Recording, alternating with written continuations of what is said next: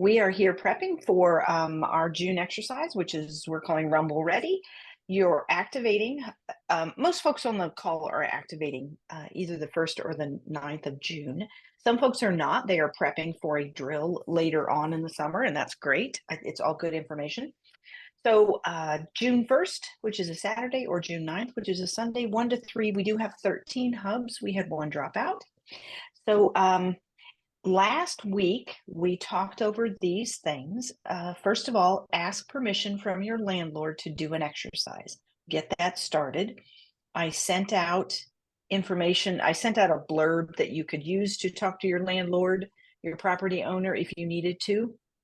If anyone needs that, I'm happy to send it again. I just need you to put it in chat that you want that the request layout. Nothing fancy. I just thought I would do that for people, just to give you a place to start, and then you edit as much as you want. So again, start asking permission to do an exercise on your property. If you are on Parks property, I will handle that. I have already sent off the email to the person at Parks Department that gives us permission. So if you're on Parks property, you don't have to do anything.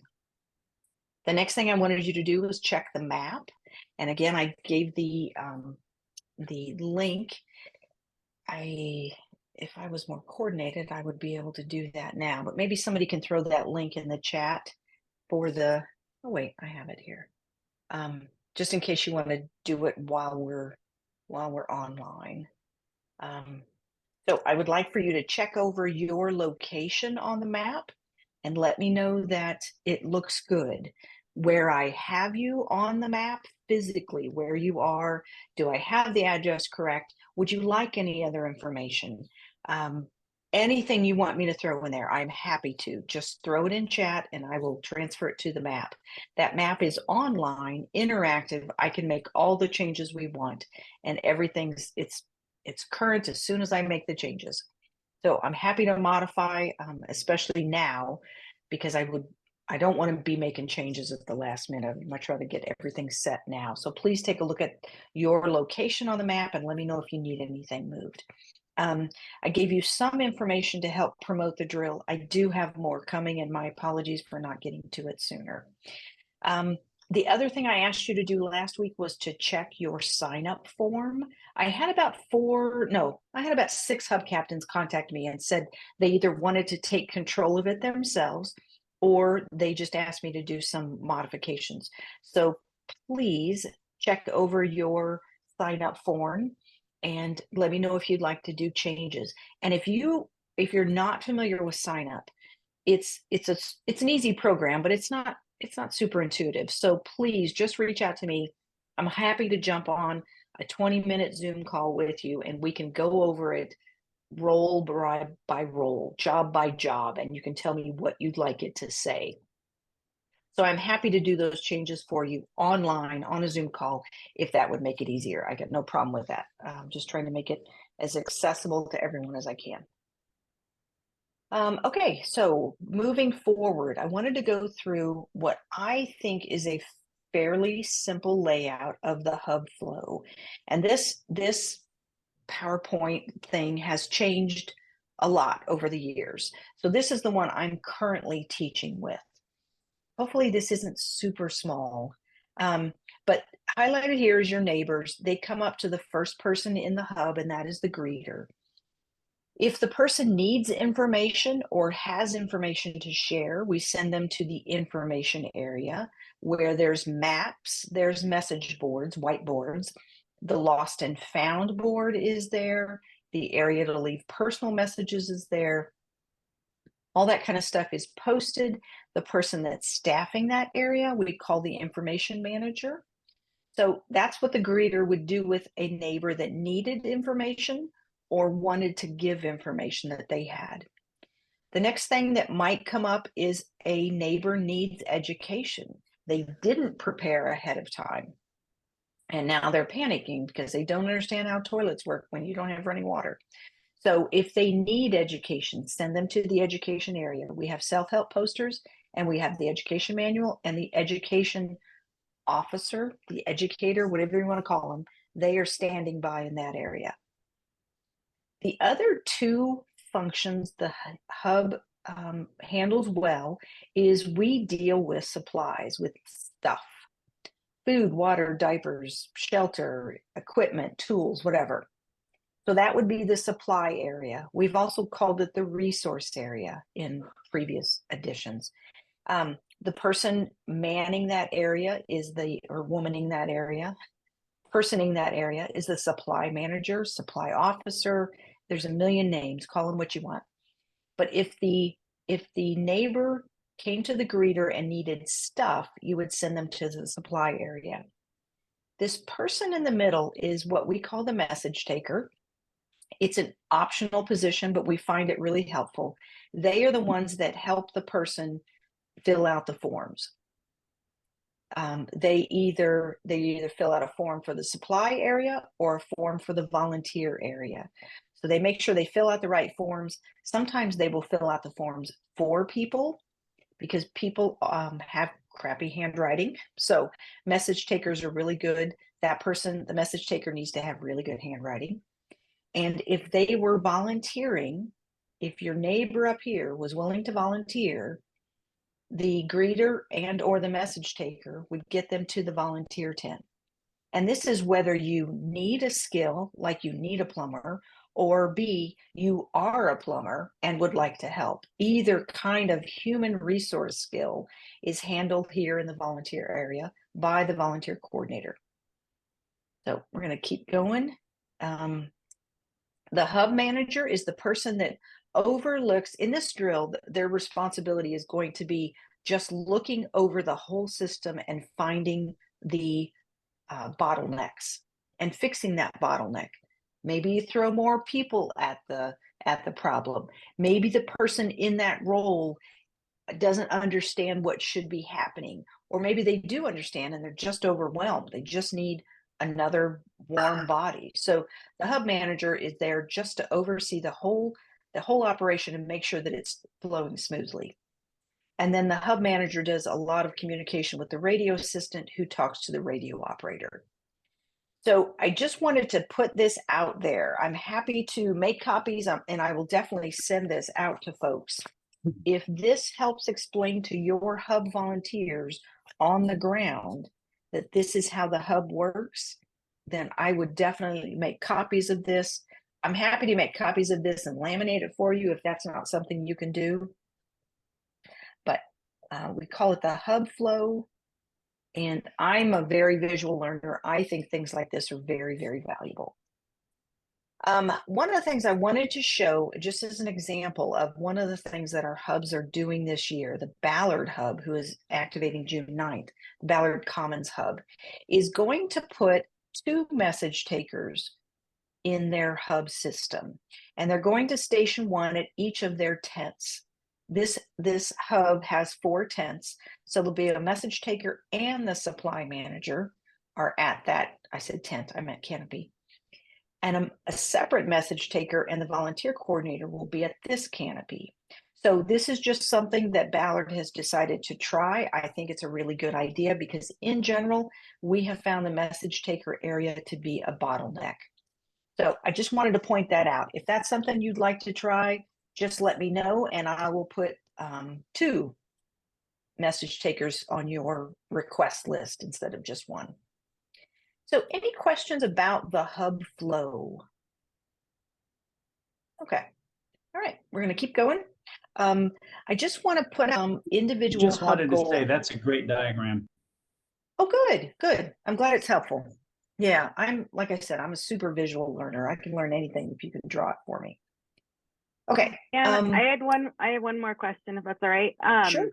You talked about, I love that diagram. Thank you. I love the way it's laid out. In the many iterations of that. You talked about a neighbor coming in and going straight to provide information to the information center. And I'm thinking, is that something that there's multiple ways someone could come in and report something? Because we have the form to have needs, lost, found, report, right, is on those forms. I'm just wondering if you have thoughts about that. Is that just we're accommodating for different ways of that information flow?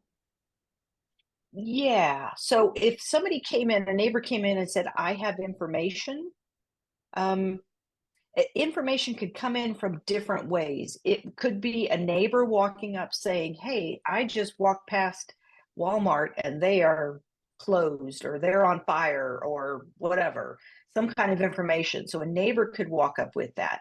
If it came through the radio, somebody was listening to the radio and found out that a certain hospital was closed, that information would get written down by the radio operator, given to the radio assistant, and then that radio assistant needs to know to go to the information area to have it posted. So there's at least two ways: over the radio or a neighbor, and from another hub, the same kind of thing would be through the radio. All that information would get to the information board. Norma, I'm not sure I answered your question.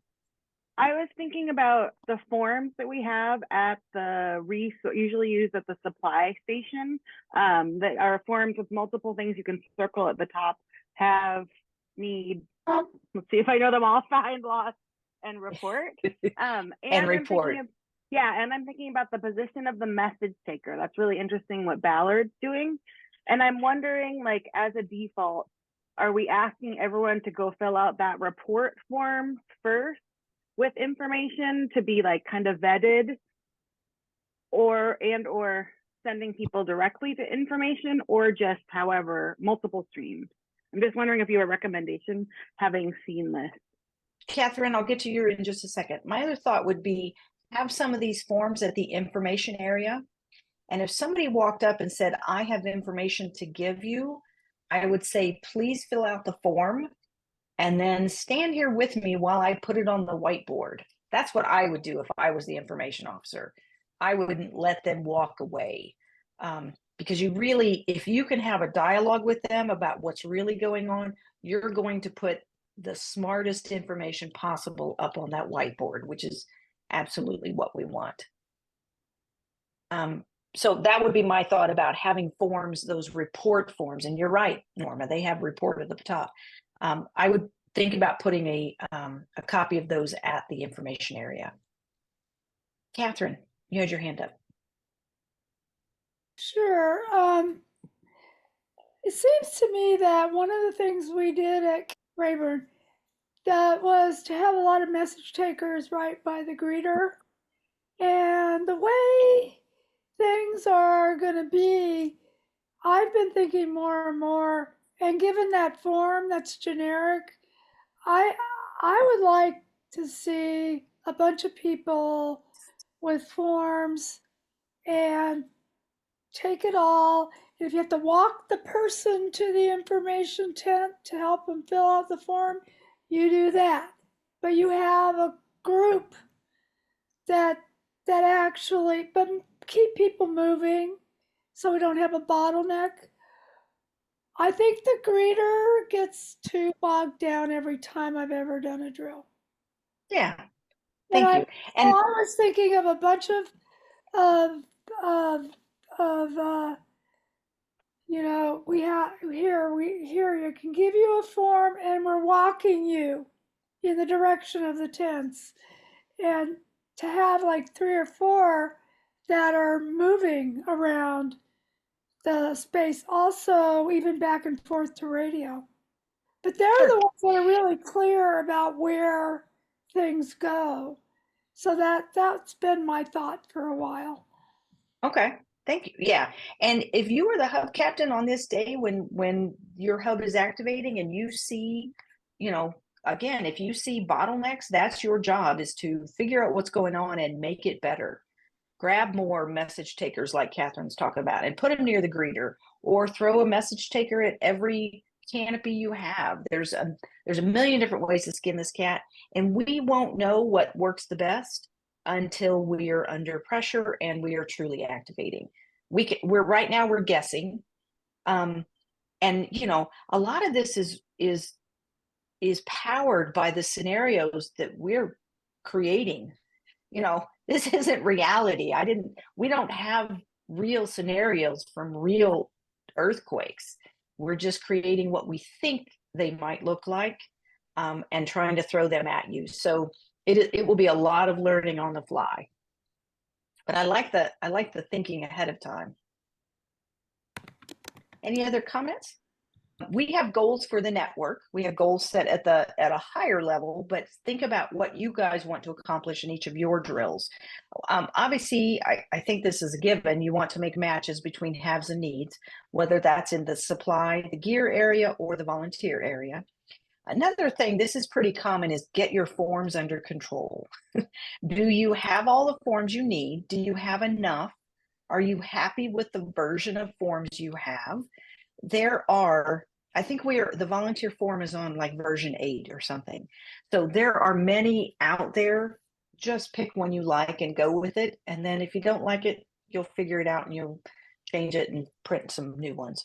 So more than anything, make sure you have a form to use and that you have sufficient numbers so that you can be successful in this drill. So where Number are 3, they? Where are the forms then? I will send you the link. They're Okay. all on the Google Drive. Right. Yeah. So I will send you the links so you can download the ones you want and print them. Okay. Let's see. So testing out GMRS radio capabilities, and that's you're doing a couple things here. You're finding out who in your community has a GMRS radio and would be willing to stand up, and we're giving you the chance to test whether or not you can reach anybody from your hub. Are you in a hole? In which case your antenna is not high enough and nobody can hear you, or you can't reach the repeaters that are necessary to have any kind of range on your radio. So we're giving you the chance to do that. That's part of this drill. Another thought would be to get 2 people trained in each role. Some of the hub captains have 2 slots for every job, and the theme of them will be the primary person. Like maybe the hub captain reached out to that person and said, "Hey, George, I think you'd be really good in this role. Are you available on this day and can I count on you?" So you sign up your primary person and then you're just hoping that someone else signs up to be that secondary shadow. So you're having 2 people trained for each role. That might be a goal you want. The other thing that's really good, I found this last year, and I'm assuming we'll find the same thing this year, by forcing you to think through this, we're really encouraging you to create a blueprint. This would be very helpful, especially if you, the primary hub captain, are not around, so that someone else can open up the box and they can put the tents, the canopies, where they make sense. It's not going to be self-evident if they haven't gone through a lot of exercise. They won't know where's the smart place to put things up at. So give them a blueprint. It may not be perfect, but it's probably better than starting from scratch and putting up canopies and then walking them halfway across the field or whatever to put them in place. So one of the benefits of activating in a drill is that we force you to create a blueprint. We strongly encourage you. The other one, and a couple people have reached out for this already. If you have canopies, great. If you're planning on borrowing canopies, that's good too. But creating labels so that when your canopies do go up, it's easy to designate what happens under that canopy. So there's a couple different ways to do this. Again, I'm going to offer an idea. I can laminate 11 by 17. So if you'd like, tell me what you want your canopies called. I can print that up in a very colorful neon kind of color on neon paper, and I can laminate an 11 by 17, and I can poke holes in there, and then you can just use zip ties and hang this from your canopies. So and I don't have an example of it, but I think you kind of get what I mean.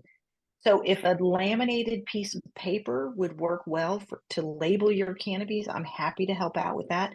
Again, throw it in chat right now, or throw me an email and just say, "Ann, would you create labels for our canopies? And these are the words I would like on mine." And I could probably show you what it's going to look like, and then I'll go ahead and print and label or print and laminate and get those to you. So this is another good reason to have a drill is to get some of this administrative stuff done. Any questions about that? Thoughts about labeling or blueprints or anything? Okay, so here's the gate to my fence, to my tennis court. My greeter stands right outside that gate to grab people before they enter the area. I have my information area here, volunteer area, resource area, education area with all the posters hanging on the fence. I have my radio area, my radio folks, if they want to, set up over here in the far corner, protected from the public, which is what we always try to do with our radio folks. And then I have medical area on here, but I've decided that's not where I would want medical. Anyway, so this is the blueprint I have. I have it laminated and I have a copy on the underside of my hub box. So I won't be there. Somebody else can open up the box and go, oh, I get it. I'm going to put the purple tent here. I'm going to put the yellow tent here, the orange one here, and the blue one here. And I'm going to call them these names. So just be thinking about a blueprint. On the underside of the lid, right? Not the underside of the Yes. box. Yeah, sorry. Okay, that would be a little hard to get to. Yeah. When you open the lid, when you open the lid on my box, you'll see a blueprint that is taped to the lid. You'll also see a small piece of paper that says when my batteries expire. And I don't know if this is smart or ridiculous, but I have the latitude and longitude of my hub box also on the bottom, the underside of the lid. So just a thought. Anyway, think about your blueprint. If you want to call me and talk to me about it, I'm happy to talk some things through. I can even do a little bit on a PowerPoint slide like this, so it's very visible what you want done. So just reach out. I can also go to your hub and help talk you through it if that would be helpful. Back to the labels. Different hubs use different labels on their canopies. This I borrowed from Laurelhurst. I really like it. They have a canopy that says "Start Here." I think that's genius. It couldn't be more explanatory. Their greeter is under that canopy, and also their information area is there. And then they have a "Post Here." So these are very active words. Start here, post here, learn, volunteer. They chose those words carefully because it means something. It's a very active thing for their neighbors. So post here has the message taker and the supply manager under it. Under learn, they have the educator. Under volunteer, the volunteer coordinator. So that's one set of labels I thought was really smart.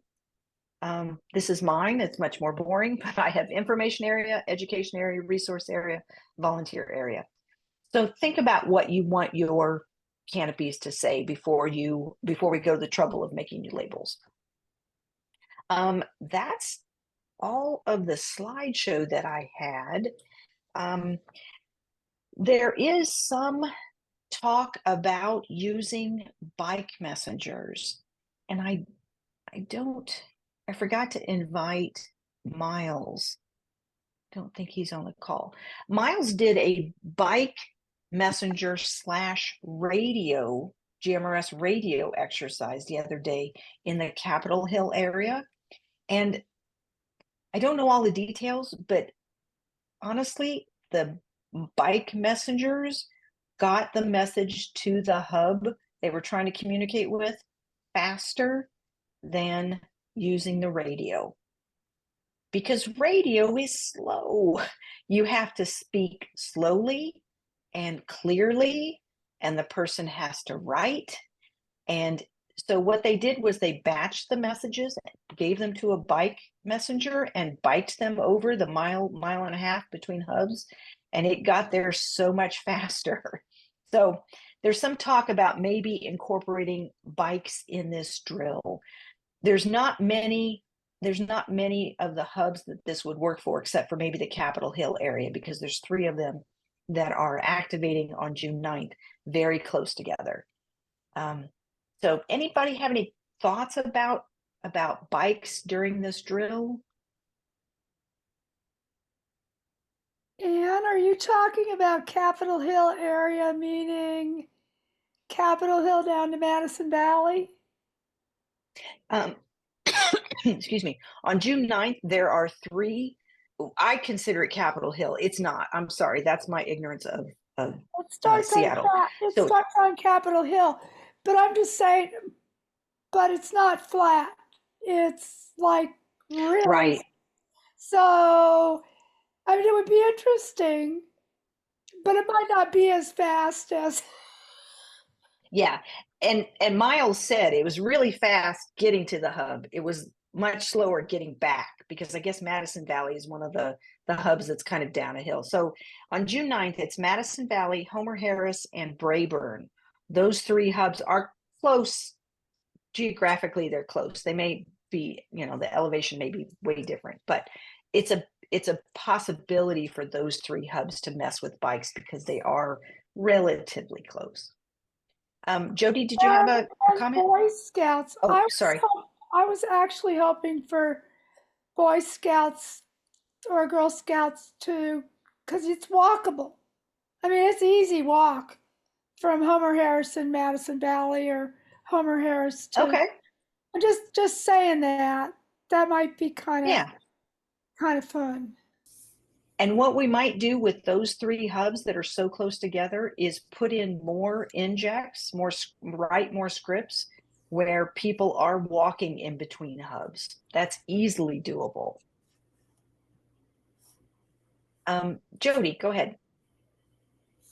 One of the reasons that I think it would be good to do something about bicycles is that it takes a while to develop a bicycle crew.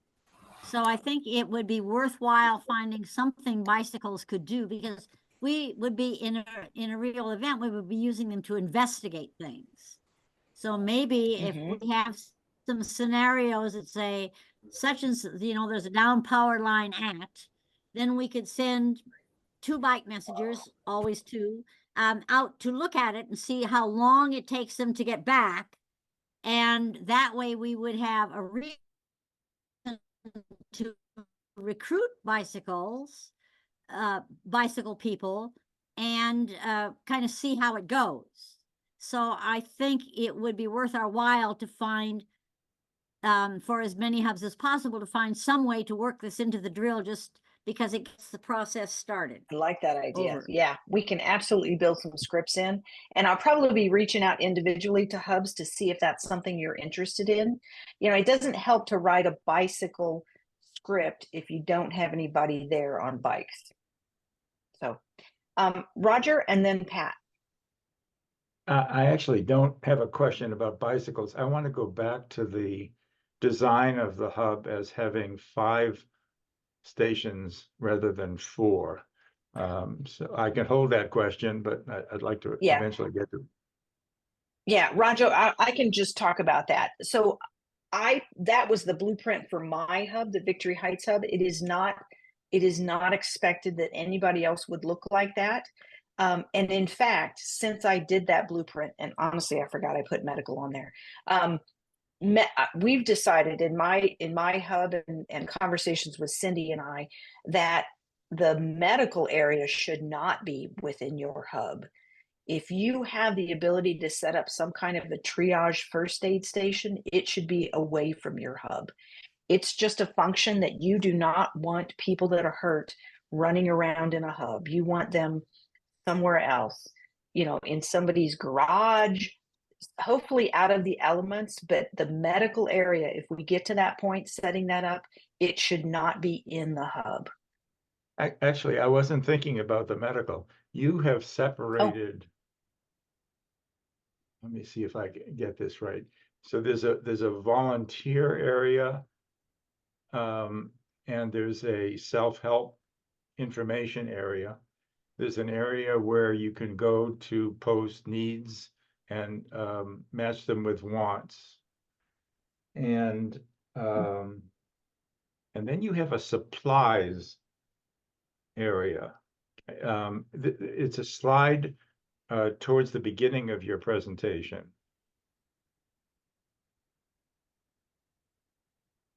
Yeah, that's the one. Is it this one? Okay, Yeah, I'm it's gonna go that back one. just a ways. So this is These are the 4 areas. That's always been pretty clear in my head. What am I missing? It may be something I'm missing. Laurelhurst has had for a number of years now 4 stations, 4 tents. One of them is a radio tent. Another one is Oh. the self-help information tent. And then Okay. what you're calling supplies and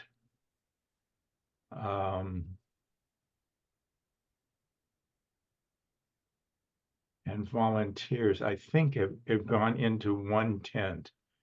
So Oh, really? That's a lot. yeah, I may be wrong about that. But Yeah. Yes. Yeah. And that's Yeah. all right, Jim, so did you have something to? yeah, if you just go back to so that shows the 4 tents that we have, and then there's all right, I'm getting confused. We have 4 tents. One of them is a radio tent. And so Okay. So somehow you've combined these 4 into 3, and then your fourth canopy is off for the radio. Yeah. That's right. And there's no wrong way to do this. No. You know, I just try to present different ways. Keep in mind that in my thinking, radio folks often come with their own gear. They're kind of nerds that way. They like their own gear. They like their radios. A lot of them, if they could, they would drive their car up and sit in their car and do their radio stuff. So I never thought in my world, in my hub, I never thought it was super important for me to have a separate canopy for my radio operator. Maybe that's just mean, but that's kind of what I was thinking. Okay, Pat, go ahead. So we were talking about using bicycles, and my son-in-law, who's a bicyclist, happens to live in our hub catchment area. And if he's available, I'm going to send him out with his GMRS radio to go to a couple of the businesses. Like we have a QFC, and there are other businesses in that little plaza, and so on and so forth, and see if he can report back to me like some kind of made up what's open and what's closed. If somebody else on a bicycle shows up, I'm not going to just hand them my GMRS radio and say, go for it. I would just have them go to a destination and come back and make a report and time it and just see how that goes. I'd love that. And we had talked about that. We talked about it last week, I think, about having the kind of expand it. And I'm realizing there's a lot more in my head than ever comes out, but expanding the role of the volunteer coordinator so that you almost need 2 volunteer coordinators. One person is handling all the paperwork and trying to match plumber. I need a plumber. I have a plumber, trying to make those matches. The other volunteer coordinator is doing more like what Pat was talking about, where you're sending people out to check on businesses, to check on senior centers. How are they doing? Vulnerable populations, vulnerable buildings, sending them out to check. And then what we could do in the drill, this is my hope, is that I will get you 3x5 cards. And when Pat sends somebody out, or maybe Pat's going to send people to real businesses. If you don't have real businesses lined up, you could send them to this board that's 20 feet away. And on one side of this 3x5 card, it says church. On the other side, it says verbiage about the church, about what's going on. And then they could radio back that information on a GMRS radio, or they could just walk back to the hub and report it. So kind of expanding that role of the volunteer coordinator a little bit. And we'll talk more about that. You don't have to. If that's not your thing, then we'll just take those scenarios out for you. Chuck, I see your hand, but let me do, I'm not sure who this is. I think it's Sarah. Oh, Sandy, yeah, sorry, your name was hidden. Oh, yeah. My concern about bikes is that I think if we actually have an earthquake, you're not going to be able to ride your bike. We're not sure. Yeah, we just don't know. If you're going to have down power lines and, things like that, I mean, I think it'd be better to think of it as just someone, it could be a biker, it could be a runner, it could be a walker, just to not focus on bikes per se. Because, I mean, if there's stuff on the, you're going to get flat tires and everything else because of the conditions of the roads, most likely. Yeah. And if it's an all out, everything's destroyed, you're absolutely right. If it's a more mild earthquake, there might be quite a stretch of road that bikes would be safe to move on and could get stuff done much faster. The other advantage of bikes that we've kind of looked into is being able to load down a bike with gear and getting them to transport it from one hub to another. So yeah, I get it, Sandy. You're not wrong. There are hazards. Jody, give me just a second. I'm going to go to Chuck and then I'll come back to you. So I wanted to make a few comments about radio. First off, I am a member of what's called the Seattle Auxiliary Communication Services. And we are an organization within the city of Seattle. And our director leader is a non-paid employee of the city. Within the hub, the GMRS radios are to collect information, but in a worst case scenario, you're not going to have any way to call a fire truck, for example, or call an emergency. And so what I would encourage you to do, number one, is if you have GMRS radios that you plan to use, play with them before an exercise, play with them between exercises, because that knowledge can be lost, it can atrophy.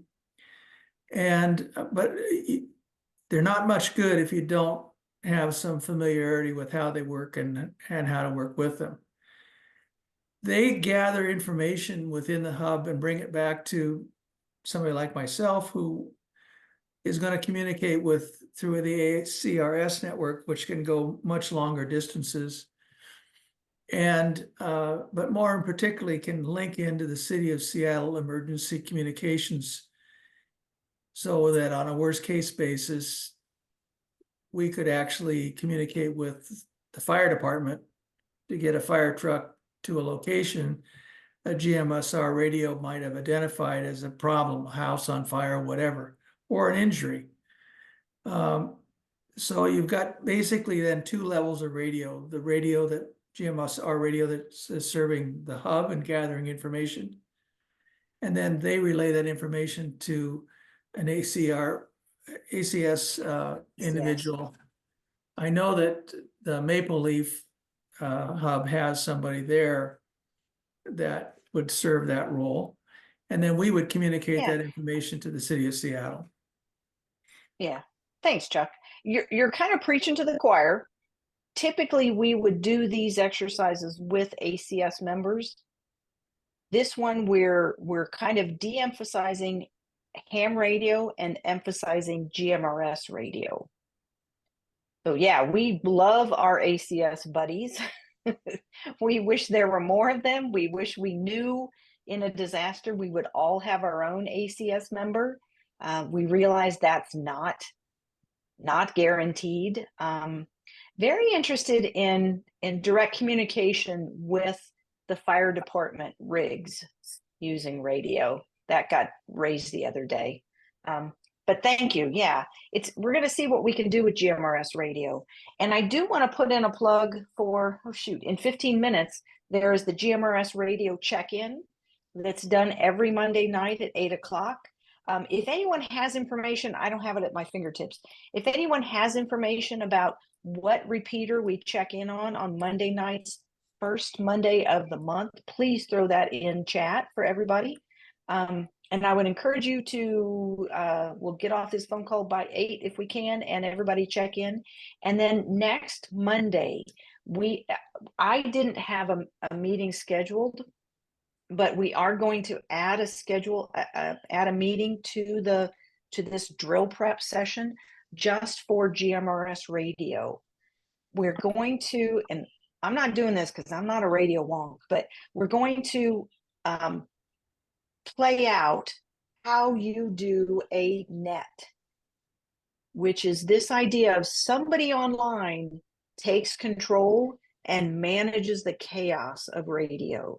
So we're going to practice what's called a net on GMRS radio next Monday. So stand by, I'll get more information about that. So even if you're not into radio, you'll learn something. And if you have a GMRS radio operator near your hub that you think might benefit, please bring them. Please get them to this to next Monday's drill prep session. Jody, go ahead. I think we should get bicycles. We can always not use them if it's not going to work.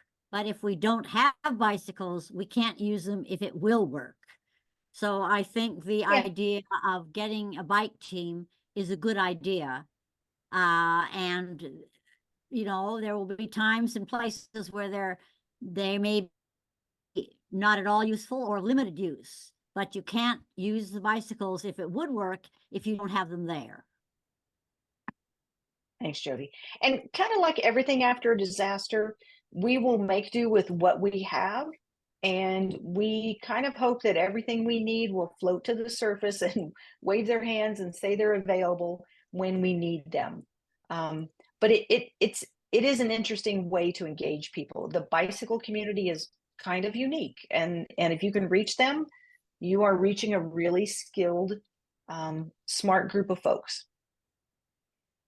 Okay, what else? I wanted to talk about next week's, the added session having to do with GMRS radio, 7 p.m.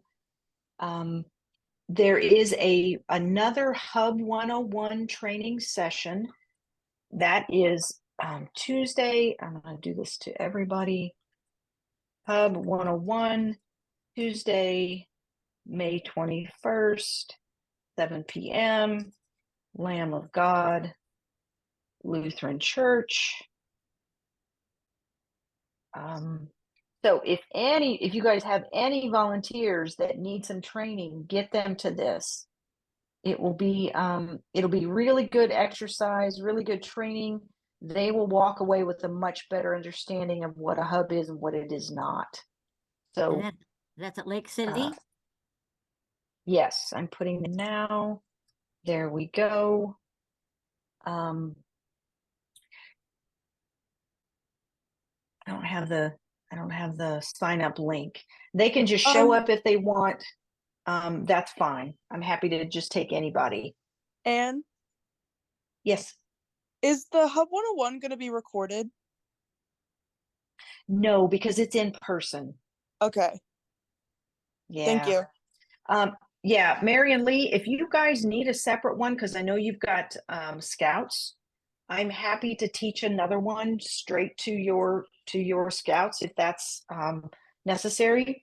Whatever I can do to make your drill more successful. And that goes with anybody. If you guys Thank you. That's probably a really good idea. I'll talk to them about it. Okay. Yeah. And it's very fun with scouts. We can make it much more interesting than kind of the lecture format that you guys saw on Saturday. So if anybody has ideas of how I can help to support you and your team, please just reach out. I'm happy to do one-on-ones. If you can get a couple people together, I'll come talk and train. Anything else? Any other issues coming up for you guys?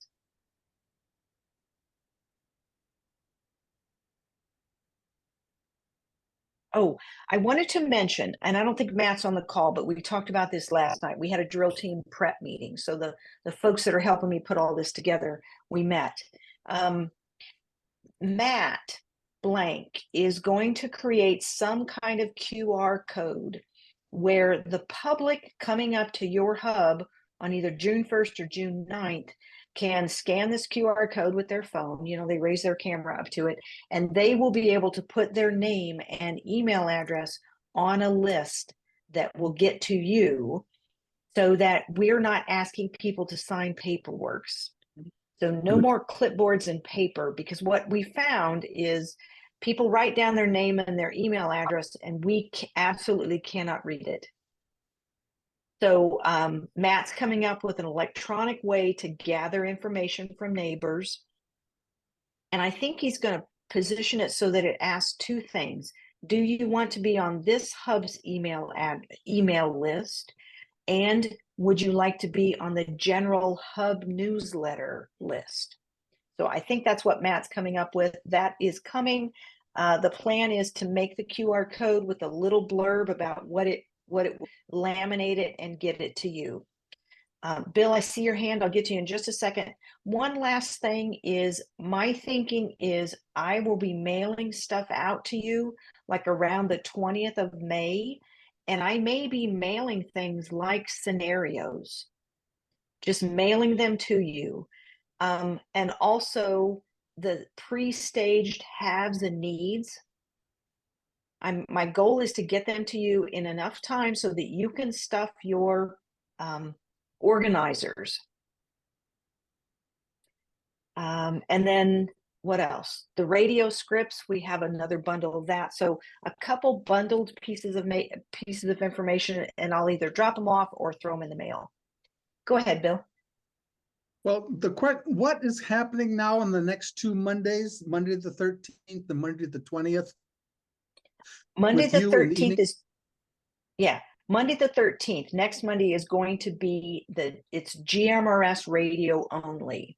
Everybody's welcome, but we're going to try and do some kind of a net using GMRS radio. So I think we will join on Zoom and then step away and talk on your radio. That's my understanding.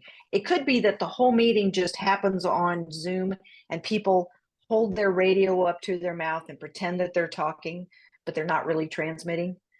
I don't know, because I'm not running that piece. I can't even conceptualize how it's going to work. But next Monday is radio only, GMRS radio only.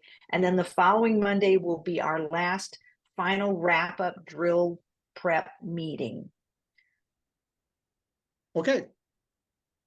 Okay. Will the radio training be at the same Zoom link? Yes. Yeah. One more thing I wanted to show you guys, and this is something else to start thinking about prepping. This, if you are using pantry organizers, a smart thing to do is to start labeling them. And this is not a label. This is just a piece of paper that's tucked in that pocket. This is a bad example, but the other example I have matches the form. So anyway, another thing to do would be to think about how would you like to use your pantry organizers to keep track of all these pieces of paper. This pantry organizer has grommets at the top. We have added, there's a grommet here, there's one in the middle, and there's one on the side, so that you can hang them landscape instead of straight up and down, so that they are hanging up off a canopy. They're nice and high. Nobody's standing in front of them, so everybody can see them, and nobody's having to bend down to stuff papers in them. So something else to think about is whether or not is getting that ready. And so what I will be giving you is pre-staged papers to put in this system, so that you start the drill able to make matches right away. So I think we'll talk more about that on that last week, or maybe next week if we get a chance. But if you have any questions about this pantry organizer system, please just reach out. I'm happy to jump on a Zoom call and kind of talk about it one-on-one.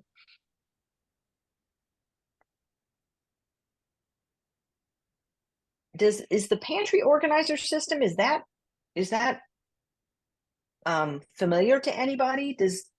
How many folks on the call use those? Okay, I see quite a few hands. I see some shaking heads too, like you've never seen them. Okay, it is just one way that we have found that's really, it seems to work really well. The other nice thing is that in the evening when we shut down, they're really easy to disengage from the canopy, fold up, and take inside with you. So you don't have papers blowing around all night long. Rita asked if the organizer was in the hub storage box. Every hub is a little bit different. Some people have them, some people don't. It has not been standard equipment up until maybe a year or two ago when we kind of first discovered them. Some hubs have purchased them on their own. Some hubs have asked for donations to purchase them. They're not terribly expensive, but they're also not terribly cheap. But it is what seems to be a very good way to organize all this paperwork. So other questions? Yeah, go ahead, Roger. Oops. You were going to send a link for the Google Drive? Yes, where the forms are. Oh, right. Link to where the forms are, a link to I will send the hub flow diagram. And then, like I said, if you want it laminated, a couple versions for your hub, I'm happy to do that. And then I will resend a lot of what I sent last week, which was the link to the map, the link to your sign up form. Yeah, I think that's most of it. So I'll do a little bit of a repeat from last week and then add the new things for this week. Any other questions? Yeah, go ahead, Norm. Can you review for me what promotion? I'm sorry, I think you said this and I didn't get it. What promotional materials are you providing for us still yet to come? And I'm hoping there might be something that we can customize with just our own drill details. Is that coming? Yeah. Okay. Yes. Okay. I'd like to Otherwise, give I'll you share. I'd like to give you a blurb that maybe you could put on Facebook or put it in a newsletter or something like that. Not just a flyer, but a little paragraph about why we activate and that kind of stuff. And then more individualized stuff. Because I know you're not necessarily wanting to send a flyer to your neighbors because all of the hubs are on there. You really just want to push, please come to my hub. So I get that. It's coming. And I will try and make it customizable. So in a format that you can change, like PowerPoint or something like that, where you can change it out and make it for, more specific to you. Yeah, I see that, Pat. I will take care of Susie. Thanks. Okay, guys, anything else? All right, raise your hand if you're going to grab your GMRS radio and log into what was it? I think it was repeater number 1023. All right, I want to see more hands up in the air. All right, hopefully I can reach somebody. I don't even know if I can reach repeater 023. Which one is that? Repeater number 1, is that West Seattle? Go ahead, Bill. Yes, that's repeater number 1. It's GMRS West Seattle. Okay. Well, since I'm in West Seattle, I should be able to reach it. All right. I'll see you guys all at 8 o'clock. Thank you.